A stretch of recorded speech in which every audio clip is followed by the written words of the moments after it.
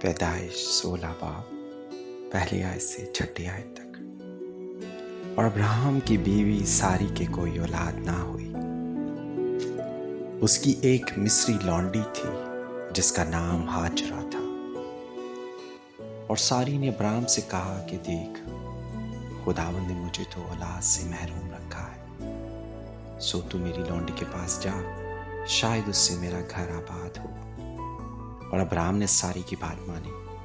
اور ابراہم کو ملک کنعان میں رہتے 10 برس ہو گئے تھے جب اس کی بیوی ساری نے اپنی مصری لونڈی اسے دی کہ اس کی بیوی بنے۔ اور وہ ہاجرہ کے پاس گیا اور وہ حاملہ ہوئی۔ اور جب اس سے معلوم ہوا کہ وہ حاملہ ہو گئی تو اپنی بیوی کو حقیر جاننے لگی۔ تب ساری نے ابراہم سے کہا کہ جو ظلم مجھ پر ہوا وہ تیری گردن پر ہے۔ میں نے اپنی لونڈی تیرے آغوش میں دی، اور اب جو اس نے آپ کو حاملہ دیکھا تو میں اس کی نظروں میں حقیر ہو گئی۔ سو خداوند میرے اور تیرے درمیان انصاف کرے۔ ابراہم نے ساری سے کہا کہ تیری لونڈی تیرے ہاتھ میں ہے، جو تجھے بھلا دکھائی دے سو اس کے ساتھ کر۔ تب ساری اس پر سختی کرنے لگی اور وہ اس کے پاس سے بھاگ گئی۔ آمین۔ مقدس پالوس رسول کا خط رومیو کے نام 4 باب پہلی آیت سے 12 آیت تک۔ پس ہم کیا کہیں کہ ہمارے جسمانی باپ ابراہم کو کیا حاصل ہوا؟ کیونکہ اگر ابراہم اعمال سے راست باز ٹھہرایا جاتا تو اس کو فخر کی جگہ ہوتی، لیکن خدا کے نزدیک نہیں۔ کتاب مقدس کیا کہتی ہے؟ یہ کہ ابراہم خدا پر ایمان لایا اور یہ اس کے لیے راست بازی گنا گیا۔ کام کرنے والے کی مزدوری بخشش نہیں بلکہ حق سمجھی جاتی ہے۔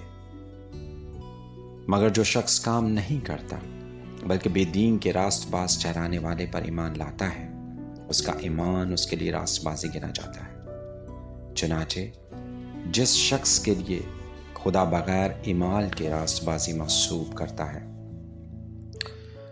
داؤد بھی اس کی مبارک حالی اس طرح بیان کرتا ہے کہ مبارک وہ ہیں جن کی بدکاریاں معاف ہوئیں اور جن کے گناہ ڈھانکے گئے۔ مبارک وہ شخص ہے جس کے گناہ خداوند محسوب نہ کرے گا۔ بس کیا یہ مبارک بادی مختونوں ہی کے لیے ہے یا نامختونوں کے لیے؟